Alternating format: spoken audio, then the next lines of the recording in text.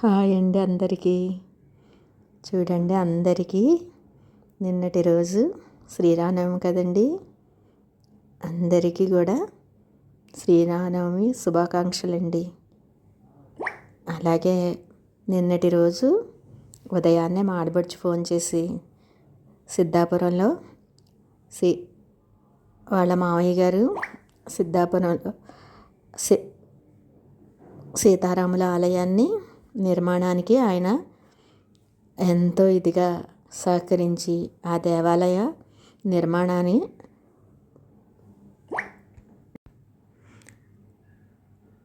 సిద్ధాపురంలో రామాలయం ఉంటుందండి.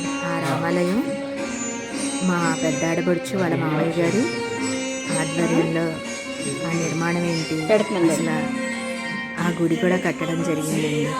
అందుకని చెప్పి వాళ్ళు ప్రతి శ్రీరామనవమికి అక్కడ సీతారాముల కళ్యాణానికి వెళతారండి. అలాగే ఆ ఊరిలో వాళ్ళ ఇంటి ఎదురుగుండా ఉన్న చోట్ల చక్కగా శివాలయం నిర్మించడం జరిగింది. దానిలో వాళ్ళు విగ్రహ ప్రతిష్ఠ కూడా చేశారండి. అప్పుడు కూడా రమ్మంటే నాకు కుదరలేదని చెప్పి వెళ్ళలేదు.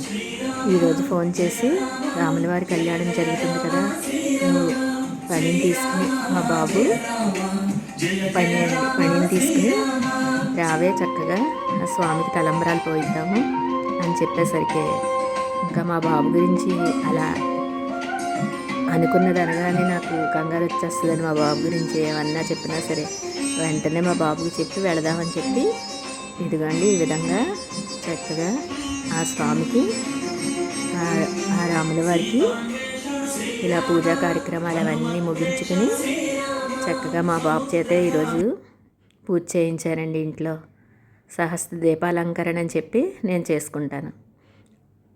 సహస్ర దీపాలంకరణ అంటే అన్ని దీపాలు పెట్టకుండా 365 కట్టలు 3 వెలిగించి మిగిలినవన్నీ వాటిల్లో ఒత్తులు వెలిగించి పూజా కార్యక్రమాలన్నీ కూడా మా బాబు చేతే ఈరోజు పూజ చేయించానండి. అలా చేసుకుని ఇదిగండి సిద్ధాపురం అని చెప్పాను కదా, మా ఆడపడుచు వాళ్ళ అత్తగారి ఊరని ఆ ఊరికి వెళ్ళి వాళ్ళ ఇంటి ఎదురుగుండా శివాలయం అని చెప్పాను కదండి. ఇదిగోండి ఎంత బాగా నిర్మించారనండి ఆ శివాలయం. అన్ని దేవతల గుళ్ళు, చిన్న చిన్న గుళ్ళన్నీ కూడా ఇలా రాధాకృష్ణుల గుడి, అలాగే అయ్యప్ప స్వామి, దుర్గమ్మ, అలా అన్ని దేవాలయాలు చిన్న చిన్న దేవాలయాలు నిర్మించి ఇంకోటి శివాలయం వాళ్ళే విగ్రహ ప్రతిష్ఠ చేశారని చెప్పాను కదండి. శివాలయం ఆ విగ్రహ ప్రతిష్ఠ చేసే రోజు కూడా నన్ను రమ్మని పిలిస్తే నాకు కుదరలేదండి వెళ్ళడం. అందుకని ఈరోజు వెళ్ళడం జరిగింది. ఇదిగోండి వాళ్ళు ఈ మధ్యనే ఈ గుడి కట్టడం కానీ అలాగే దానిలో వాళ్ళు విగ్రహ ప్రతిష్ఠ చేయడం కానీ జరిగింది. శివయ్యకి కూడా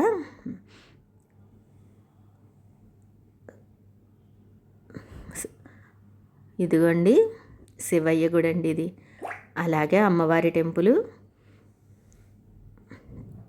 మేము వెళ్ళేసరికి రాముల వారి కళ్యాణం జరుగుతుంది కదండి. అందుకని చెప్పి అక్కడికి అందరూ జనాలు వెళ్ళిపోయి ఈ గుడి కూడా పూజా కార్యక్రమాలు అన్నీ అయిపోయి తలుపులు వేసేసారండి. అందుకని బయట నుంచే చక్కగా ఇలాగా నమస్కారాలు తెలియచెప్పుకుని ఆ స్వామికి తరువాత ఎదురుగుండా మా ఆడబడుచు వాళ్ళ ఇంటి పక్కన మా ఆడబడుచు వాళ్ళ అత్తయ్య గారి ఇల్లు ఈ మధ్యనే కొద్దిగా పాతపడిపోయిందని చెప్పి ఆ ఇల్లునంతటిని ఎంతో బాగా రిపేర్లు అవి చేయించి ఎంత బాగా తయారు చేశారనండి ఆ ఇంటిని. ఆ ఇల్లు కూడా మీకు చూపిస్తాను. ఇలా ఈ గుడి చూసుకుని తర్వాత మేము రామాలయానికి వెళ్ళి కళ్యాణం జరుగుతూ ఉన్నది. కళ్యాణం జరుగుతూ ఉన్నదని మేము కళ్యాణం అంతా అయిపోయాక ఎదురుకుండా రాజుగారి ఇల్లు ఉండే ఆ ఇంటికి వెళ్ళామండి. అసలు ఆ ఇల్లు చూస్తే సిద్ధాపురం పల్లెటూరు అండి. పల్లెటూరులో వాళ్ళు ఆ ఇంటిని ఎంచుకున్న విధానం చెప్తారు.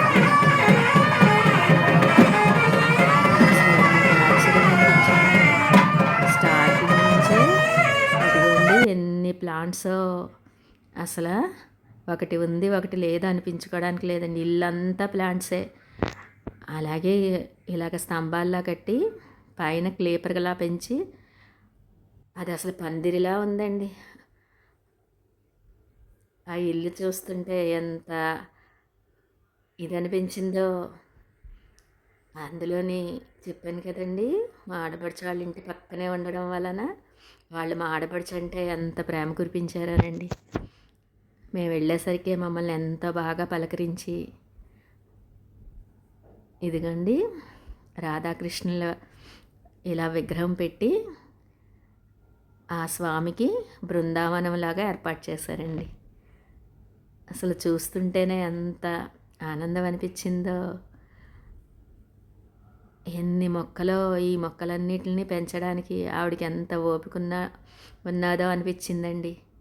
లోపల ఇల్లు చూస్తుంటే అసలు ఎంత నీట్గా ఉంచుకున్నారో. అది కూడా ఎదురుగుండా శివాలయం అని కట్టారని చెప్పాం కదండి.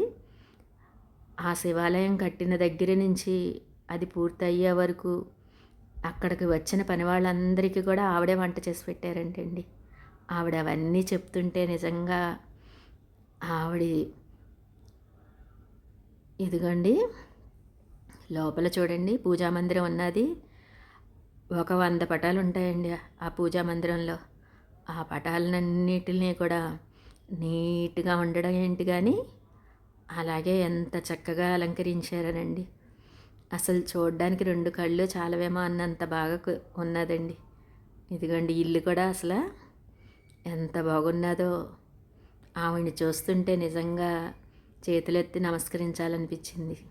అంత చక్కగా ఆ స్వామికి ఇలాగ గుడి కట్టేటప్పుడు అంత ఇదిగా సేవ చేశారు కదండి. అందుకని ఇదిగోండి రామాలయం అని చెప్పాను కదండి.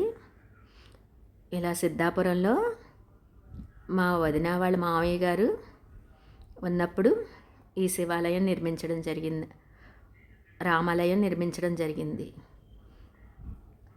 ఈ రామాలయాన్ని కూడా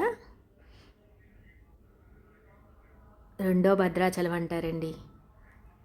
ఆ గుళ్ళో ఉన్న విగ్రహాలు అసలు భద్రాచలంలో ఉన్న విగ్రహాల్లాగా నల్లరాతితో చేయించడం వలన అసలు ఎంత విగ్రహాలు కన్నుల పండుగగా ఉండి ఆ స్వామిని చూస్తేనే మన జన్మ ధన్యమైపోతుంది అన్నట్టుగా ఉన్నాయండి ఆ విగ్రహాలు. ఇదిగోండి అక్కడ జనాలు అయితే ఎంత బాగా వచ్చారో కళ్యాణం చూడడానికి. అదేవిధంగా అక్కడ వచ్చిన వాళ్ళందరికీ కూడా అరిటాకు వేసి భోజనాలు పెట్టడం కానీ, ఆ ఊరిలో ప్రజలు ఇంత భక్తిగా చేశారనండి రాముల వారి కళ్యాణాన్ని. చక్కగా ఈ విధంగా మేము ముందు దర్శనం చేసుకుని తర్వాత కళ్యాణం చూడడానికి కూర్చున్నామండి. అసలు చాలా బాగా జరిగింది కళ్యాణం కూడాని. చాలా చక్కగా చేశారు. అమ్మవారికి సారెని పెట్టారండి. ఎంత చక్కగా సర్దారో అవన్నీ కూడా. అదేవిధంగా అసలు మా అన్నయ్య గారు కానీ ఆ ఊరిలో మా అన్నయ్య గారు పొందే గౌరవం చూస్తే ఆశ్చర్యం వేస్తుందండి. ఎవరికి అనిపించినా నమస్కారం చెయ్యని వాళ్ళు ఉండరండి మా అన్నయ్య గారికి. బొమ్మరిల్లు సినిమాలో హీరో ఉంటాడు చూడండి, అలాగ మా అన్నయ్య గారు కనిపించిన ప్రతి ఒక్కళ్ళు కూడా నమస్కారం చెయ్యని వాళ్ళు పాపాత్ములు అనిపిస్తుందండి. అంత ఇదిగా మా అన్నయ్య గారికి గౌరవం లభిస్తుంది ఆ ఊరిలో. మా ఆడబడుచుని కూడా అందరూ ఎంత బాగా పలకరిస్తారో. అసలు తను నిలబడి ఉంటే చాలు కుర్చీ తెచ్చి వేసేస్తున్నారు. పలకరించిన వాళ్ళు ఉండరు తనని. అంత బాగా పలకరిస్తారండి. అంత మంచి పేరు తెచ్చుకున్నారు ఆ ఊర్లో మా అన్నయ్య గారు కానీ మా ఆడపడుచు కానీ. ప్రతి ఒక్కళ్ళు చక్కగా పలకరించి ఎంత ఇదయ్యారండి. ఇదిగోండి సారని చెప్పాను కదండి, అయోధ్య రామాలయం నమూనా పెట్టి దాని ఎదురుగుండా అమ్మవారికి సారని ఏర్పాటు చేశారండి. అన్ని రకాలు పెట్టి ఎంత శ్రద్ధగా చేశారో అనిపించిందండి ఆ సారీని చూస్తుంటే. అన్నీ అమ్మవారికి ఇచ్చే ఐటమ్స్ అన్నీ పసుపు కుంకుమ సలివిడి, అలాగే అరటిపళ్ళు, పూల రకాలు, పళ్ళు రకాలు, స్వీట్లు రకరకాలు ఆ అమ్మవారికి ఇచ్చే సారీలా పెట్టేసరికి అది చూస్తేనే చాలు మన దండం అయిపోతుంది అనిపించిందండి. కళ్యాణం కూడా ఎంత చక్కగా జరిపించారో, ప్రతి ఒక్కళ్ళు కూడా భక్తి శ్రద్ధలతోటి ఇలా కళ్యాణం చూడడం కానీ, అలాగే అక్కడ పూజారులు కూడా ఎంత బాగా చేశారో కళ్యాణాన్ని. ఈ విధంగా 11:30కి కళ్యాణం స్టార్ట్ అయిందండి. అలా కళ్యాణం చూసుకుని భోజనాలు అవి ముగించుకొని,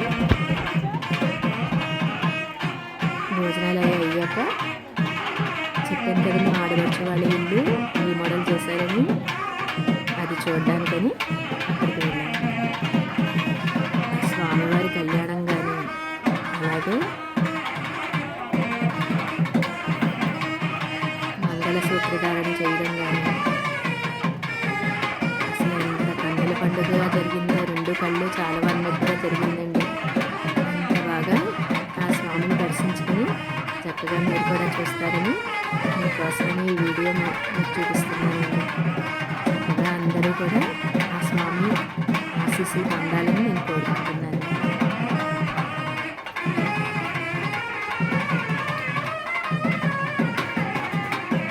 తలంబ్రాలు పోసేటప్పుడు మేము కూడా వెళ్ళి తలంబ్రాలు అవి మా బాబు చేత తలంబ్రాలు అవి ఆ స్వామికి పోయించి మొక్కు తీర్చి, ఏదో మొక్కుకున్నట్టు మా ఆడపడుచు మొక్కుకుంటే అది చక్కగా తీరిందనిపించిందండి.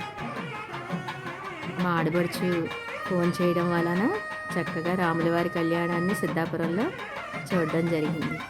ఏదైనా సరే ఆ స్వామి అనుగ్రహం ఉంటేనే మనం ఏదైనా చేయగలం. మా మూడక్కయ్య వస్తానన్నది కానీ దానికి వీలవక రాలేదండి.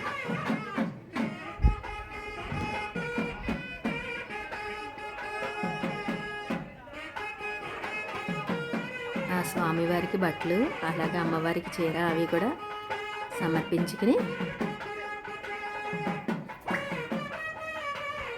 అక్కడ భోజన కార్యక్రమాలన్నీ ముగించుకుని, మా ఆడబడుచు వాళ్ళు రీమోడల్ చేశారని చెప్పాను కదండి, అక్కడికి వెళ్ళడం జరిగింది. అసలు సిద్ధాపురం ఊరు ఉన్నదండి, చక్కగా పచ్చటి చెట్లతోటి ఎంత చక్కగా ఉన్నదో